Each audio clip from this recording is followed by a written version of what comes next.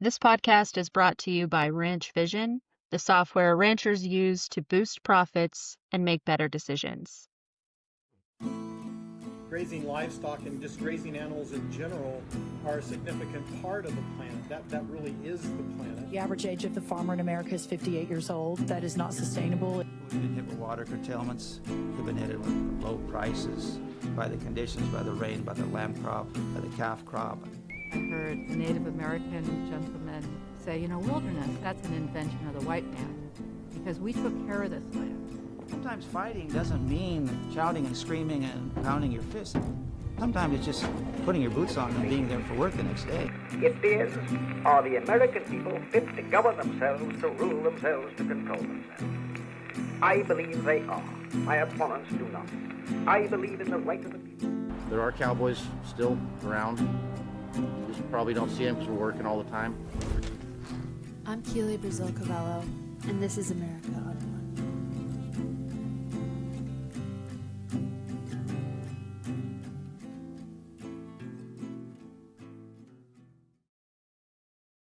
Welcome back to Unone. I have a guest today who many of you will be excited to get to know. This is Darcy Burke from the Elsinore Valley Municipal Water District. She is also a longtime water professional in California and the host of We Grow California podcast. Darcy, thanks for joining me. Thanks for having me, Keely. It's great to be here. Well, it's great to talk with you. We had some pretty exciting news yesterday. A tweet from Secretary Brooke Rollins at USDA, photo of you representing your water district, meeting with her about purchasing the Potter Valley project. It's very exciting. Very exciting. Well, you're telling us the whole community is buzzing. But there are some questions people want to know. Why is the Southern California Water District looking at the Potter Valley project, this little hydroelectric project in Northern California? So I figured let's just get online and talk about it. Secretary Brooke Rollins tweeted on her X account, last year, PG&E filed to surrender its license and begin decommissioning the Potter Valley project, removing the Scott and Cape Horn dams because of Gavin Newsom's policy of putting fish over people. Last week, I heard from the Elsinore Valley Municipal Water District, a legitimate buyer who expressed strong interest in purchasing the project from PG&E. This would allow the president and Secretary Doug Burgum at the Department of the Interior to restart and expand reliable hydroelectric generation while keeping both dams in place. I hope PG&E is taking them seriously. Such a transaction would secure reliable water for 750,000 Californians and hundreds of hardworking farmers who rely on it for irrigation, putting people and agriculture first. She goes on to say that this advances her goals that the Freedom Framework protecting producers from losing water they rely on. And she calls out the fact that USDA intervened in the FERC proceedings last year. PG&E has a surrender application in front of FERC, the Federal Energy Regulatory Commission. Right now, that entity has not approved or denied yet. We're waiting on those that outcome. So This tweet went off like a bomb in Potter Valley, in our community, in a very positive way, because this is the first glimmer of hope we've had in a long time. But I think people have fair questions. Who is Elsinore Valley? What do they want with our water? Why are they interested? You're not speaking for your board, but I like hearing from you, Darcy, because I can tell when I talk to you, when I listen to your podcast, your passion for answers for California, for hardworking Californians, and for realistic, practical water solutions for a state that is woefully lacking in common sense, especially when it comes to water. When did you first hear about the Potter Valley project? It was in the fall. I can't remember if October or November. And I came to find out about this situation. And a good friend, longtime ally in water, asked me some questions about water rights, Safe Drinking Water Act, different things that would impact this project. And then you start to ask, well, why are you asking me these questions, right? But I'm also a very curious person, and I also know people like to blow sunshine in my ear. And so I had to go do my own homework, which is how I discovered who you were. And the more I dug, the more I found that there were some inconsistencies with certain facts that, as I could find them on obviously in the World Wide Web, because it's on the internet or Facebook, it has to be true. And just even basic math. I'm not an engineer. I don't pretend to be an engineer. I don't want to be an engineer, but I can do algebra. And the math just didn't seem to pan out. I also couldn't understand why you were the governor of this state and Senator Caballero, SB 72 passed last year, which was a commitment. The legislature mandates now that the governor's plan has to come back and say, what have we built in water infrastructure? What have we developed in water infrastructure? 40 million acre feet. What are we doing to reach that goal? And you're taking down dams when literally right over the hill, we're all looking at spending $9 billion to build another reservoir. You mentioned common sense earlier, and some of my friends that are farmers say, you can't fix stupid, not even with duct tape, and duct tape fixes almost everything. And so Duct tape or baling twine, yeah. First I didn't believe it. Like I'm missing something, and I probably am. And there was probably some deal done somewhere that I don't know about. And that's okay. I don't know if I really want to. From our board's perspective, we have a strategic plan that we are passionate about. We actually have to report out to the public what each of us have done to reach our goal, our strategic plan. It's not just a staff-driven strategic plan. Each of us are responsible. So one of the things as our strategic plan was we wanted to explore new water sources and go big and bold. And I'll give you an example of one that is big and bold. For years, Southern California, different agencies, San Diego County Water Authority, Municipal Water District of Orange County, and the Southwest Regional Water Alliance, which we are a part of, have explored an ocean desalination project in collaboration with Camp Pendleton to produce ocean seawater, right? So, and then we explored how much would it cost to pipe that into the Inland Empire. We actually paid a consultant to do the math. So an acre foot of water, for those your listeners probably know, but for those that may not, is about a football field full of water, a foot deep, goalpost to goalpost. And at Metropolitan, fully treated, we spend between $1,700 and $1,800 an acre foot for that. Darcy, what's Metropolitan for people who don't know? Metropolitan Water District of Southern California is our regional wholesaler. They're about almost 100 years old. They were formed by the legislature for the sole purpose of creating the Colorado River Aqueduct. And they have 26 member agencies. Some are cities, some are special districts. So like the city of Long Beach is a member, the city of LA is a member, Eastern Municipal Water District is a member, Municipal Water District of Orange County is a member. It's a wide variety of how they're structured. They have 38 board members. Chairman Adon Ortega sits on the board as the chair, and he represents the city of San Fernando, which is the smallest member agency. And it's by property value that they have weighted vote, not by number of seats. So it's a very complex entity. They are also a state water project contractor. So water that comes from Orville down to Southern California, they are the largest state water project contractor. So all those sources, plus your local sources, we have wells. I live on a drinking water reservoir. It happens to be the only one that has PFAS in it, which is a whole other conversation. So you're looking about $1,700 to $1,800, almost $2,000 an acre foot, which is significantly less than a lot of other places pay. I can tell you farmers in Temecula spend between $1,300 to $1,400 an acre foot for their vineyards. That's what they pay to irrigate their vineyards. They irrigate once a week because that's all they can. That doesn't pencil out. Farming without financial incentive is called gardening. So when we looked at this project, bringing ocean desal water into the Inland Empire, it was $8,300 an acre foot. But if you don't do the math and do your homework, you don't know. And Benjamin Franklin said, you'll know the value of water when the well runs dry. Right? It's not what you pay, it's what you get. So we as a board decided that we wanted to make sure that we could supply water to our region, even if that's trading, which is a whole other thing. So if somebody else gets your water, but they have rights where you are, and you can exchange it or trade it or bank it somewhere, you do that because you want to make sure you have a supply for your customers. I don't call them ratepayers, by the way. They're not a ratepayer. I don't have a ratepayer window in my lobby. I have a customer service window in my lobby, and they're my neighbors, they're my friends, they're my family. So I want to make sure they trust me to do this, that there's water at their tap. As a board, when I brought this issue to my board, they said this was criminal. Their words, not mine. And that they were going to do what they could to figure out how we can make this work, if we could, right? We still have our due diligence to do.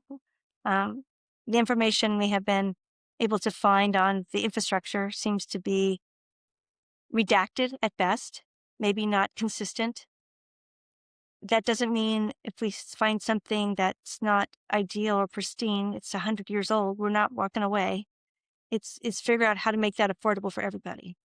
Right. Well, you said you found me when you started researching the Potter Valley Project.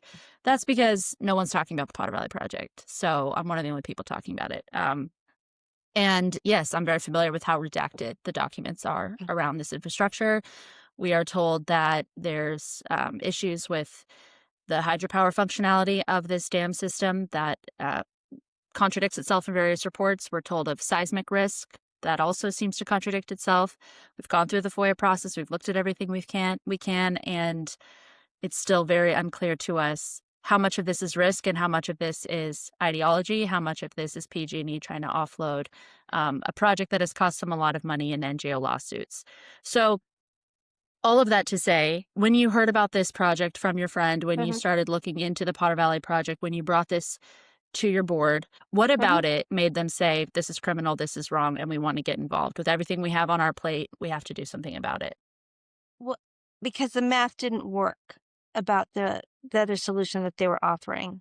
The two-basin solution. The two-basin solution. And I wasn't going to call it out, but it doesn't work. And when I looked at the Sustainable Groundwater Management Act plan, I think it's for the Ukiah Basin, their primary source of recharging all those wells is this diversion. Yes. So if the diversion goes away, how do the recharge? I mean, none of it made sense to me, right? And I told them, I don't know what I don't know. I still today don't know what I don't know. But what I do know is that no one's listening to this community. They seem to have no voice. And I would say that you're expendable. You're not a large voter base. You don't have a very wealthy resident that's willing to write a big check somewhere or to raise the flag. I have seen enough small systems to know that, they'll just move on. That's what people think.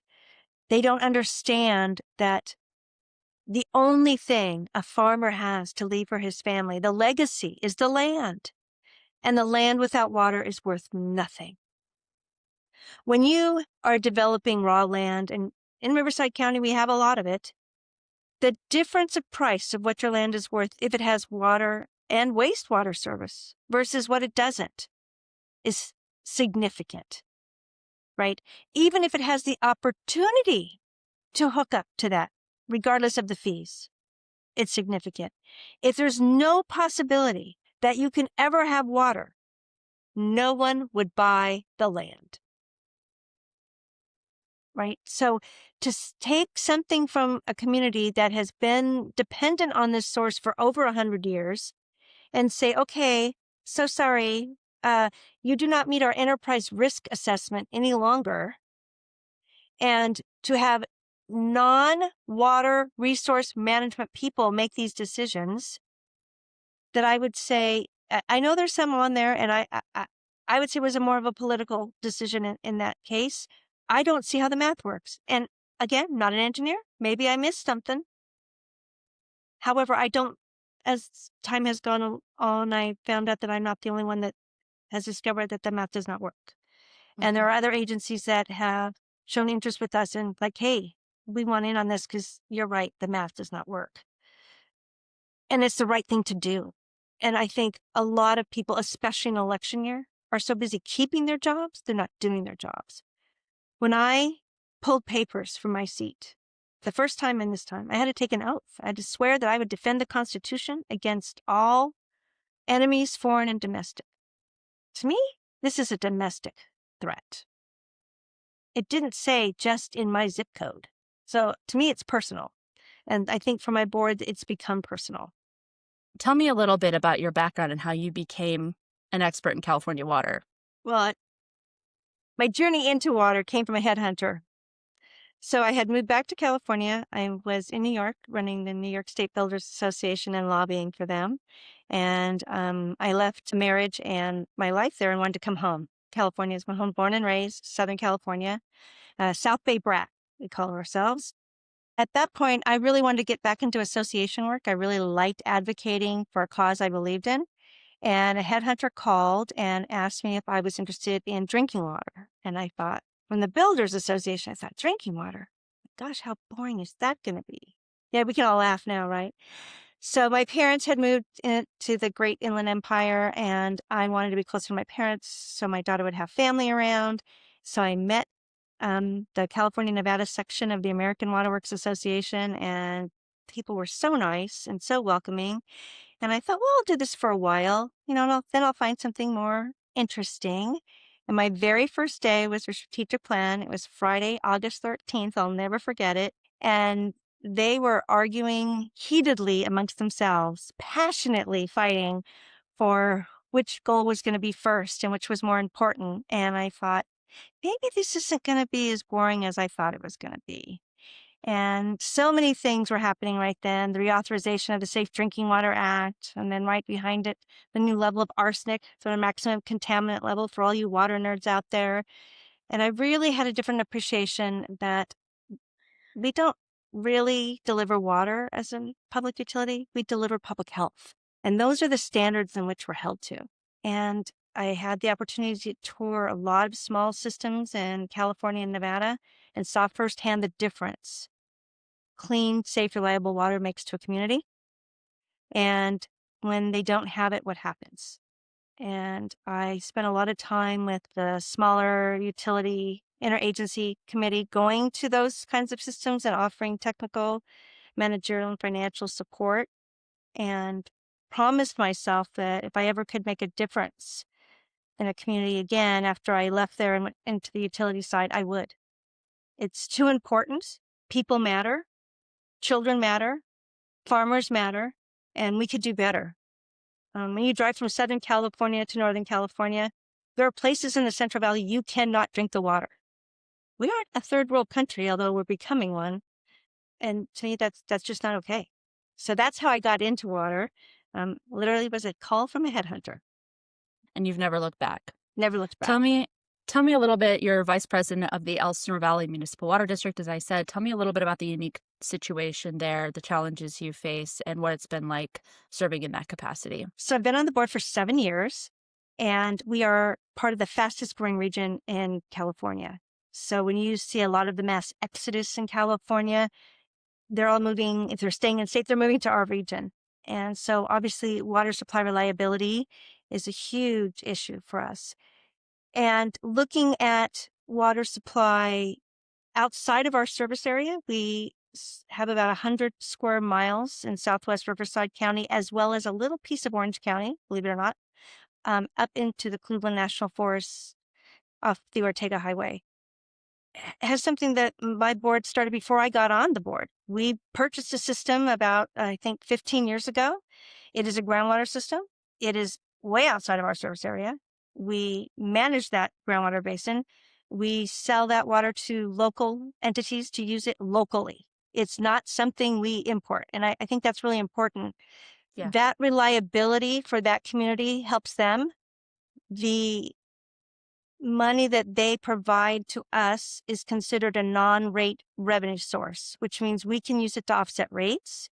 We can use it to enhance the quality of life for our employees, for our communities. We can use it for a rate assistance program that we have for our lowest income customers. We have the most generous rate assistance program in all of California, which is almost $40 a month for families that qualify to offset their water and wastewater bill.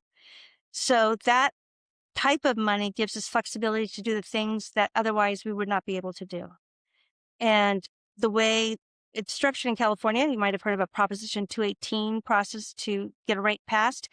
It limits a water agency's ability, a public water agency's ability to move money around, to help those that need help. You just can't do it.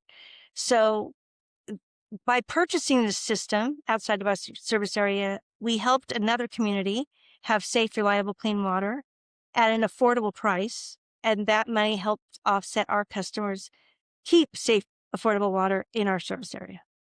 What's the name of that investment? Mixon Daily. Okay. So this is Potter Valley. You're looking into Potter Valley project as another acquisition. It's not your first investment outside of your immediate service area. It is not. That's okay. And yet you're not trucking in water to your service area. That's not your model. No, That's we're the not- concern we're not- I'm hearing. We're not pumping it and moving it where it's staying right locally. Long term, 50 years, I can't tell you what that would look like. It's not hundreds and hundreds of miles away. Right now, that doesn't pencil out to do that. It makes much more sense to do what we're doing. So that's why it's used the way it is. In California, getting water supply anywhere is like a tide that lifts all boats, right? So, and that's really what we're focused on, is we want to make sure everybody has the money to live and thrive in their community with safe, reliable water. And if you want to farm, we want to make sure you can farm. If you want to manufacture something, we want you to be able to manufacture something. If you want to teach school, we want you to be able to teach school. You can't do that without reliable, safe water. Right. Right. That's a And- refreshing attitude for any California water leader to have, and not one I'll have to say I'm super familiar with. Well, and I think my experience in California Nevada section really framed that. It was never just about one entity. It was really about the betterment for all. I had the opportunity to work for a Metropolitan Chairman, Phil Pace, and another Metropolitan Chairman, Jack Foley. And they both used to say, when you walk through those doors, you take off your member agency hat and you put on a Metropolitan hat. And that's true in California. Pull out your driver's license. Does it say Southern California or does it say California? Somehow we've lost that. I think a lot of the NGO groups like to separate us, ag versus urban, north versus south. And that separation has not done any of us any good. It really needs to be about what's best for California as a whole. And when we work together and we can be collaborative and we can help each other solve problems, we have a better economy, we have a better quality of life.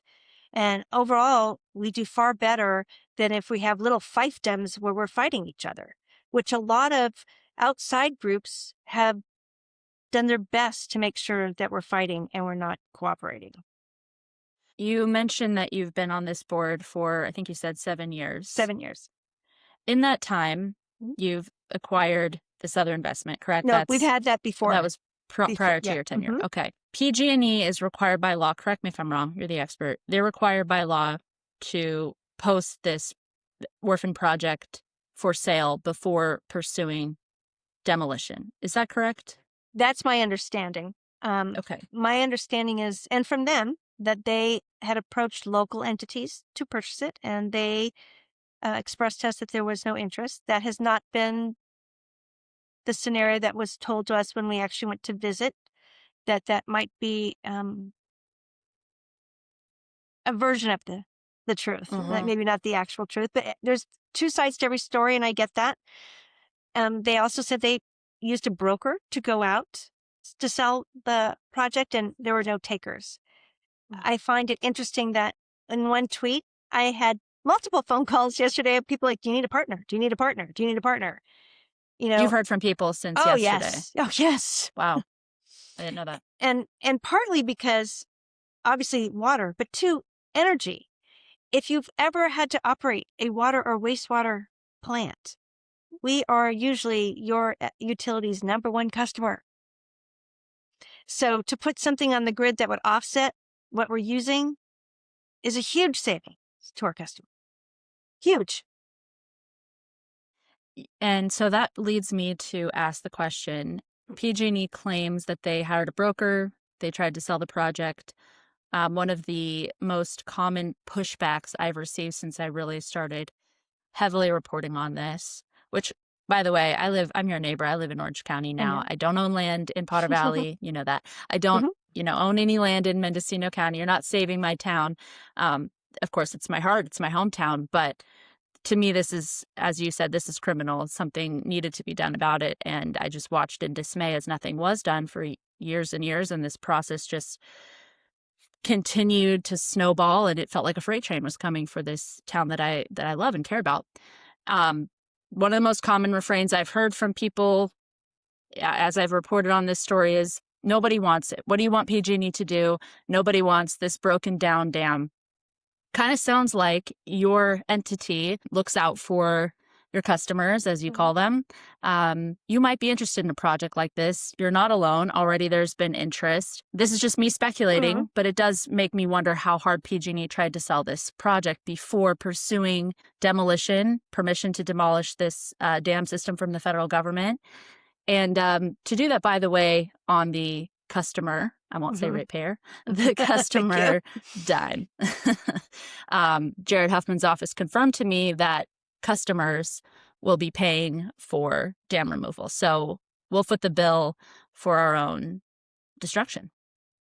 It just seems wrong on so many levels. But again, my question for you, do you think, in your experience as a water professional in California, that it's likely that if PG&E tried to offload this project, there would be absolutely no interest?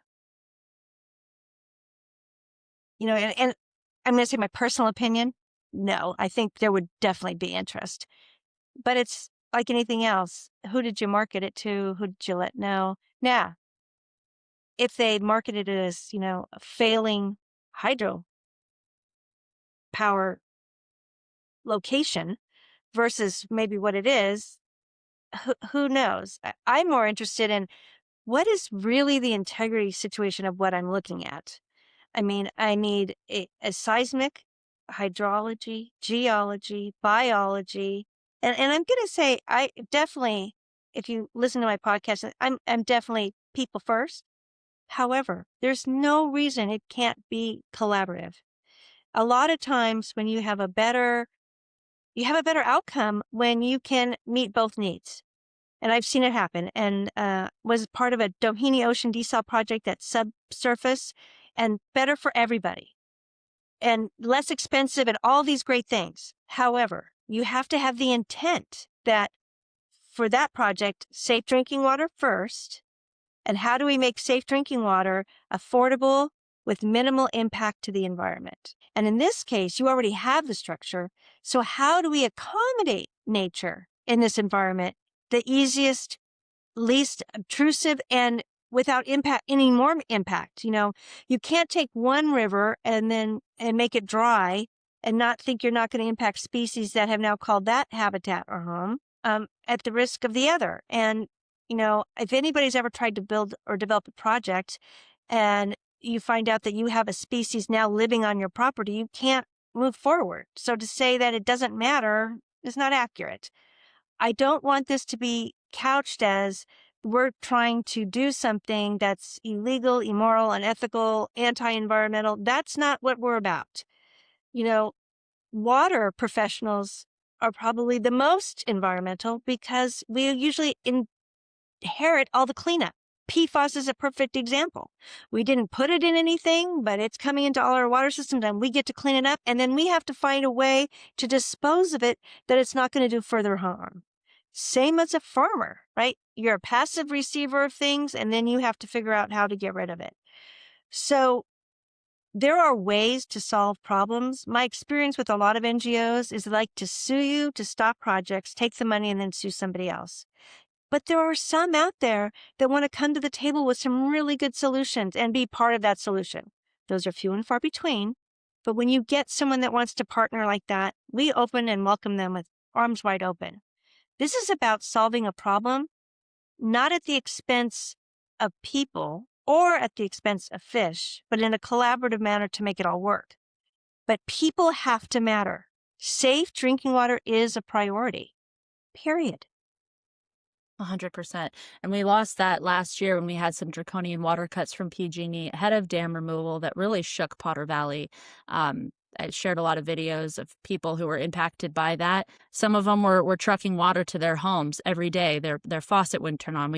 I profiled one older gentleman It makes me emotional thinking about it. I've known him and his wife my whole life. She used to drive me to kindergarten every day, and their well went dry in the heat of Northern California summer. They lost their water because PG&E cut flows from Lake Pillsbury, and that is just a small taste of a future that will be permanent if the dams are removed. And this older gentleman was trucking water every day to his house so that him and his wife could wash and eat, and the faucet would run.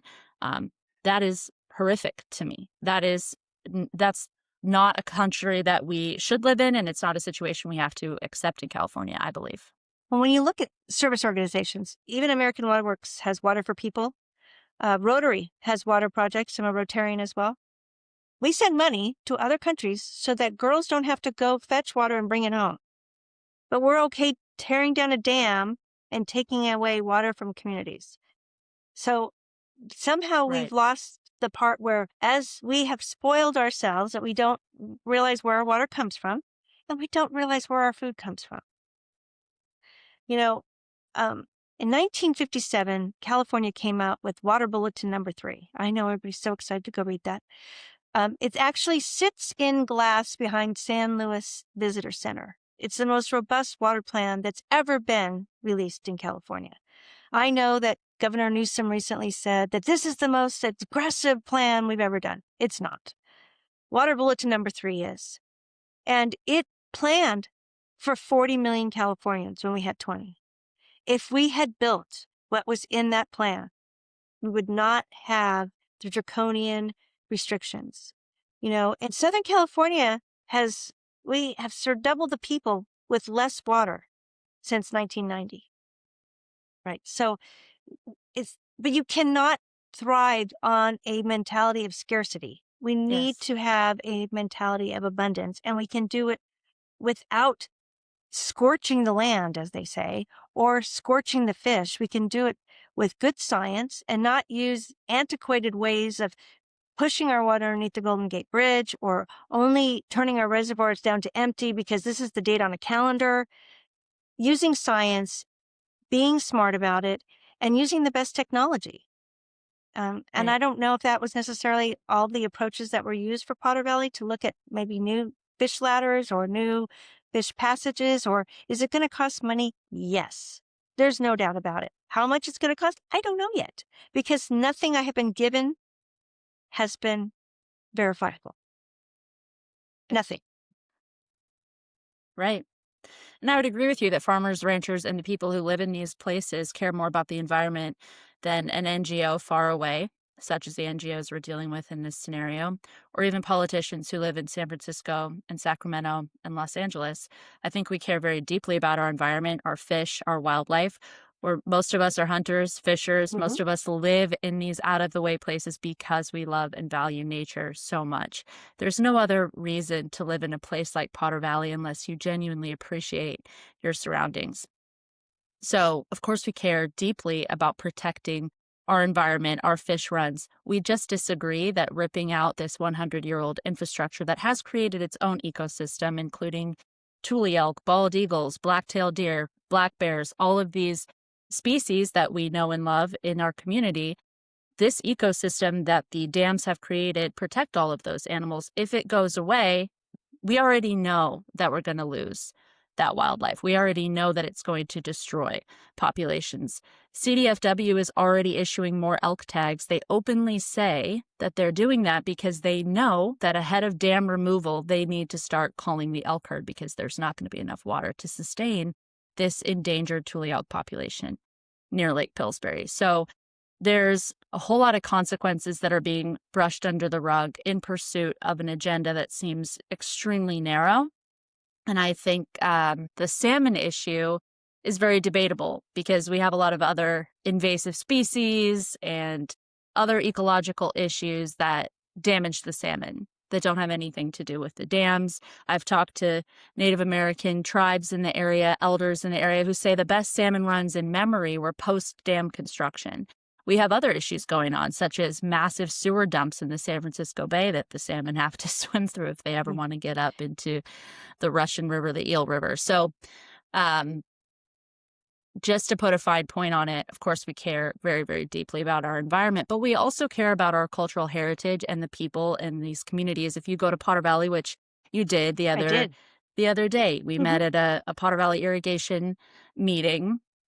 If you went across the street, there's a little coffee shop called Headwaters, and there's a bunch of photos on the wall of the Potter Valley project when it was being constructed 100 years ago, because that's our pride and joy. We know that those men who had the foresight, our pioneer ancestors who had the intelligence and the fortitude to dig a mile-long tunnel through the mountain and to create this system, created what we have today, created our community and the water system that we rely on, and now 750,000 people rely on. So that was the kind of attitude we inherited, and we've kind of lost that with, exactly like you're saying, this perspective of scarcity and this desire to promote special interests over common sense. You know, a lot of dams in California were built for flood control. And there's one in Southern California called Prado Dam. If you ever are on the 91 freeway, it has 1776 painted on the front of the dam. Actually, a good colonel friend of mine made sure that that happened. And I've driven by that. yep. And if that had not been there before it was there, it killed hundreds of people. Wow. When it flooded. And when you say, okay, well, they shouldn't have been there. Well, okay, but that might have happened once every 100 years. Now you have to have your dams, for the 10,000 year, 100,000 year flood. But if you had lived there for 100 years or 200 years and here comes a flood and it kills your mother, your sister, your baby, your whatever, you might want to think twice about, you don't want to have any dams, right? And it's not, people and the environment can live in harmony. We just have to be respectful of both. And we have different needs. It can't be one over the other. And I have found a lot of people like to go to other places and tell them how to live. I have no intention of doing that. I have no intention of stealing your water, so people can stop that right now. No intention of changing how Potter Valley lives. What we want to make sure is that it's protected, that somebody else can't come back and want to take down your dams, that whatever water that you need is still affordable. You can't switch a light on and make it $1,800 an acre foot and say that I care about ag. That doesn't work. What works here doesn't work there. That's stupid. I'm sure people would like to think that, and be respectful of just what you said, your culture, your community, how you're honoring your past and what has been built to date, and how do we keep that and make it safe, and what improvements are needed. And that's our biggest question. We have not had the opportunity to do due diligence. We kind of were sent on a wild goose chase, which I think Can you talk about that? What kind of wild goose chase were you sent on? We have met with PG&E, and we were told to go meet with all the NGOs of IRPA, the Eel River Project Authority. And I thought that was odd, being that the dams belong to PG&E. And so, okay, but I don't see the point. I thought it would be disrespectful to go talk to somebody else about something you own, and no, you have to go talk to them. And then in an email, have you talked to them yet or not? And an email from PG&E following up on your meeting in Sacramento. So then that was one of the reasons, well, let's start with Potter Valley Irrigation District. Let's go see what they're all about and what the situation is and what the feeling in the community is. Because obviously, if everybody in the community except you, Keely, or Todd Lands or other people want the dams down, then we have no business being in town. Right. I'm not going to come in and tell you how, but that was not our experience. I mean, people came out of the woodwork, many that do not want to be named, because they have been told by elected officials that there will be retaliation and it will be painful, which to me is just... Can you say which elected officials? I cannot, and I will not. But these people were told, these stakeholders in our community, that they would face retaliation if they came out against dam removal by electeds? Yes. Okay. So, and that's not okay. No. It doesn't make a lot of sense logically either. No. So, and timing is everything, right? This seems to be going to me on the fast track. I've never seen anything go so fast. We put a letter in for the FERC comment period as well last fall. We thought it was the right thing to do. And there were so many things we could comment on, but I didn't want to submit a 276-page letter, and we didn't have a lot of time to do it in. And I'm very fortunate that my board is supportive, that this is something we want to explore. We're not committed to, like, we're not bringing our checkbook tomorrow and writing a check. We're going to do our due diligence. We're going to do our homework, but we are committed to making sure that there is a reasonable solution. And if it's not us, then it's us with others. Maybe we can't do it by ourselves. Maybe we have to have partners in here. But I don't know what that is, because I don't know what I have to fix. Is that unusual in your experience, that it's so hard to get information about this Yes. project? As a public agency, everything we have is on our website. You want to know what our urban water management plan? It's on there. We're doing an update right now. If you want to know what our consumer confidence report is, it's up there. All our board packets are up there. The only thing that is not up there is our closed session items, and there are not very many. Right? What kind of documents or information should you see that you're not seeing? The dam reports, the seismic. I mean, if I was in Potter Valley and I was a citizen, if they're as dangerous as they say they are, tell me where, how, what is the issue, right? What should I be Right. concerned about? Not just that they're dangerous, but how are they dangerous? What impact is that going to have? Is it Right. dangerous that we should be doing something temporarily to address it before? Because this whole FERC process is not something that happens overnight. I mean, there's the timeline that PG&E presented, and then there's a timeline that I've come to know that FERC could have them go on forever, right? I don't think that will happen. I think there'll be a resolution at some point. Our hope is the resolution is that application is withdrawn and there's some type of transfer. But before that can happen, we have to know what we're getting. Right now, I have no idea what I'm getting. Yeah. And the rhetoric doesn't, I'm not an engineer either, Darcy. You'll be shocked to learn that. But what I've read, what is available between all the black redacted boxes on these documents, is that the dam was downgraded from satisfactory to fair. So it went from the best to the second best. That doesn't scream immediate danger to me. That doesn't scream, we need to rip this whole dam out because it could blow at some point. I think we do deserve to know as a community, what are we talking about here? Why is it still rated fair?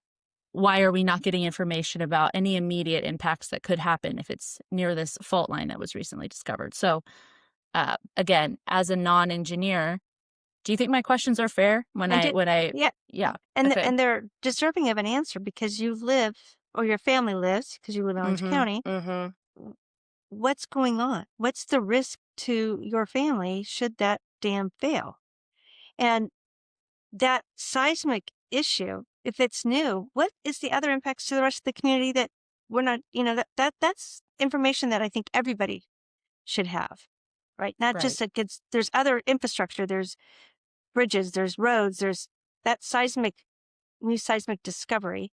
And we've talked before that the level of scrutiny by the Department of Dam Safety has increased over the years. And so the standards have changed. So I'm not denying that one year it was satisfactory and the next year it was fair. I just didn't know what was the reason that it was downgraded. Is it because it needs reinforcement from the side, from the bottom? Is it, is it liquefaction they're worried about? I mean, I have no idea what we're talking about, right? So until you know what you don't know, it's hard to say. And I think there was an article like, oh, they haven't sent an offer. Well, an offer for what? What am I buying?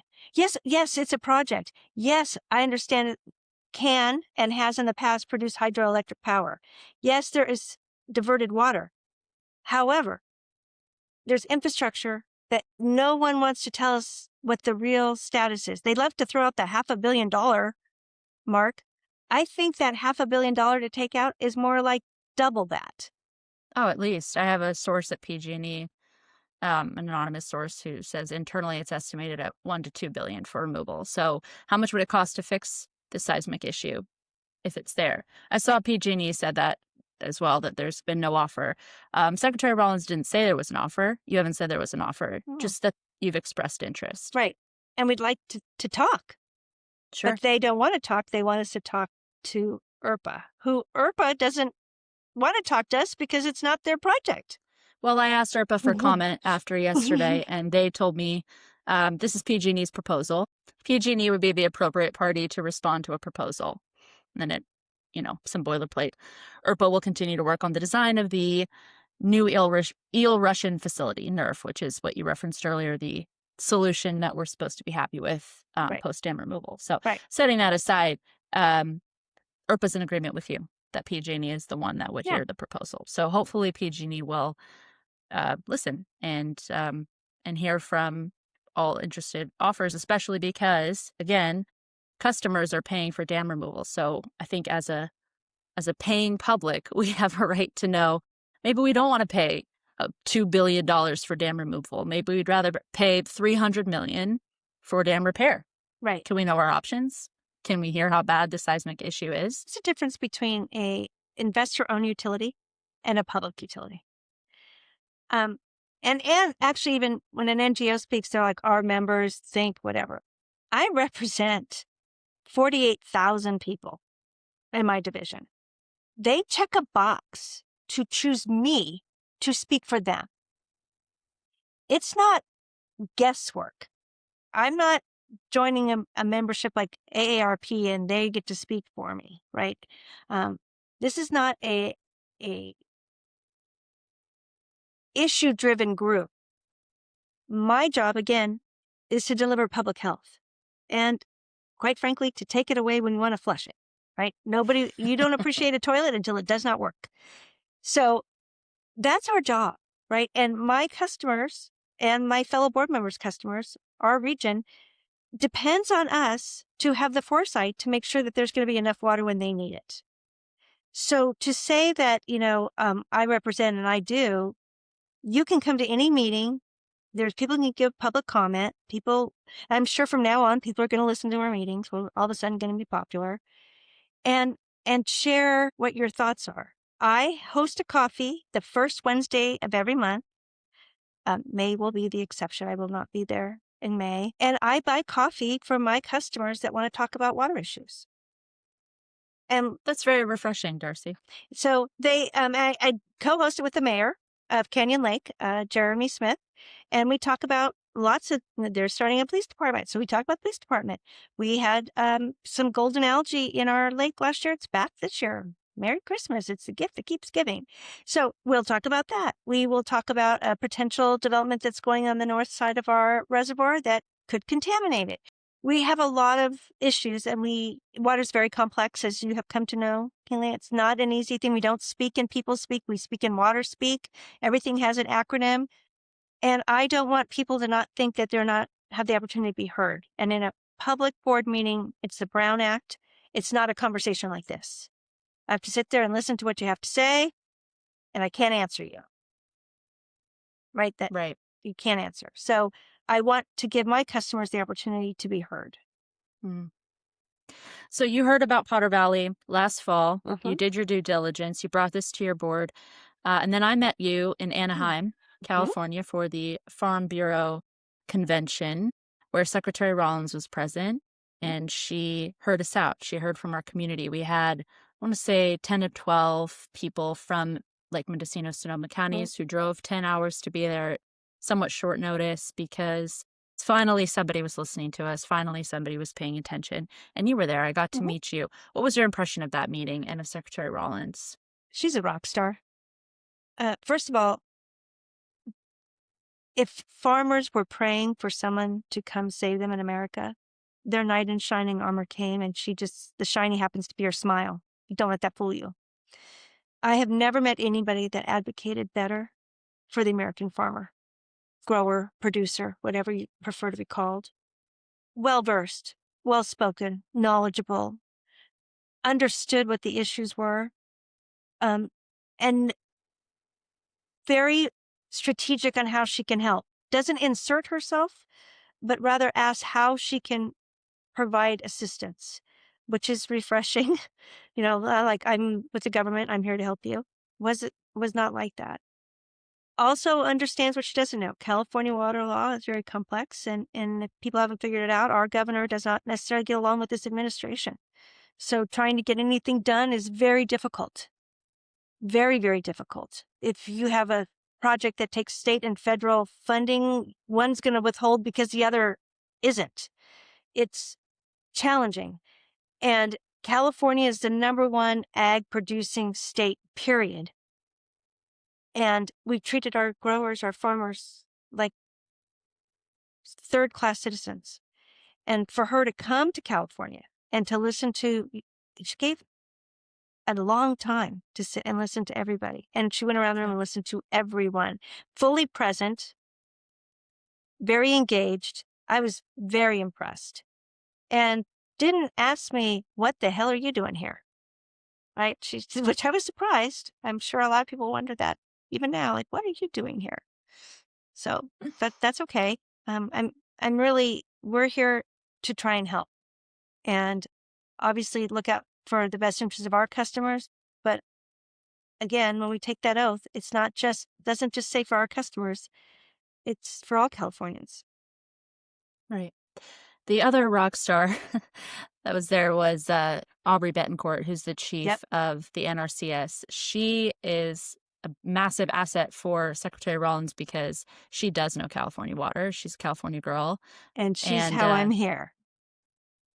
She is my ride or die. So I've known Aubrey for, I don't want to say how long because I don't know how old we both are. Aubrey is incredible, Chief Betancourt. She's kind of our local hero right now because she has listened, and nobody really had to listen to us, frankly. I know that this has been painted locally as a political issue. It's not. I don't know how half of the people in my community who I work with on this topic vote. It doesn't really come up.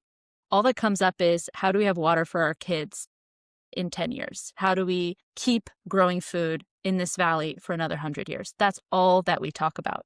And we've tried to get help from the state, and the state refuses to hear from us because, as you said, Darcy, we are expendable to them. I personally believe that this is a political play for our governor, and I believe that Hetch Hetchy and how we get water to LA from the Owens River Valley and all of these other massive water infrastructures that our ancestors set up, those don't seem to be as big of a problem to our betters in Sacramento. But the free-flowing Eel River is a nice slogan that we can use. So if we rip out little old Cape Horn Dam, little old Scott Dam, that's something that somebody could run on if they wanted to run for president. That's something that makes the Green Lobby happy. And the only people that are going to be upset are these little nobody country farmers and ranchers that nobody's going to hear from anyway. So we're expendable. So that's what I believe was happening. Nobody was listening to us. We were really in a very bad place. Those early meetings with Chief Betancourt, with Secretary Rollins, were a shot in the arm. They were hope for us. And then you came on, and yesterday was the biggest ray of hope that we've had in this entire process, because just to know that somebody sees what we see, which is that this infrastructure that we prize, that we love, is valuable.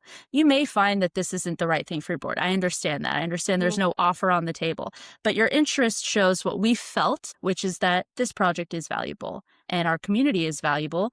Water and power are valuable things, and we still live in the real world. Even here in California, we still live in the real world. Well, and there's others that are now interested, right? So I know that, right. And that's why when somebody said, hey, are you looking for partners? I did not say no. I said, I'll get back to you.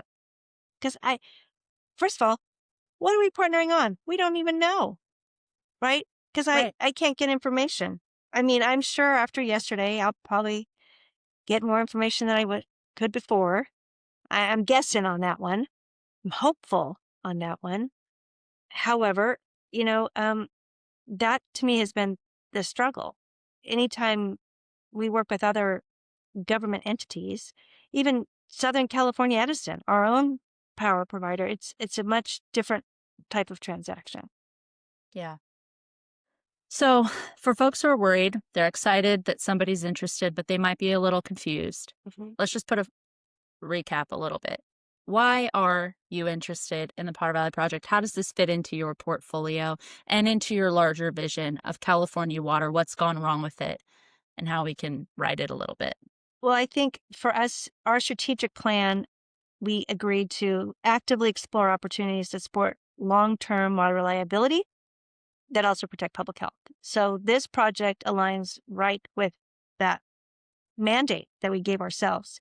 We have purchased out of area systems before, Meeks and Daily. We don't import that water into our service area. We use the sales from that water to offset rates to our customers here. So it's not like it's a water grab. That's not the intent, but it is to have an investment in water anywhere in California. This, in any water infrastructure, it's like a high tide lifts all boats, right? So that's why we're here. We believe in supporting the California farmer, as we've said that many, many times, what we can do to help, because what has happened to the California farmer is just insane. We, as an agency, know we don't deliver water, we deliver public health. And we meet those public health standards with pride and with a very large investment. But we also understand that we don't know what we don't know.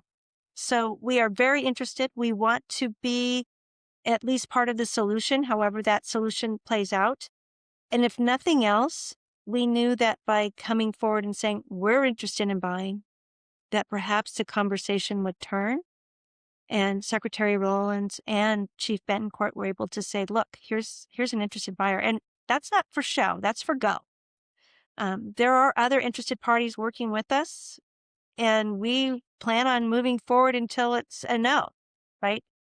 So doing our due diligence, there's lots of studies that have to be done because, to be quite frank, even if they hand their studies over to me, I'd have to have them validated. Fair enough. Fair enough. You met with Secretary Rollins last week. I did. Before this tweet came out. The tweet that was heard around Mendocino County, Lake County, Sonoma County. What was that meeting like?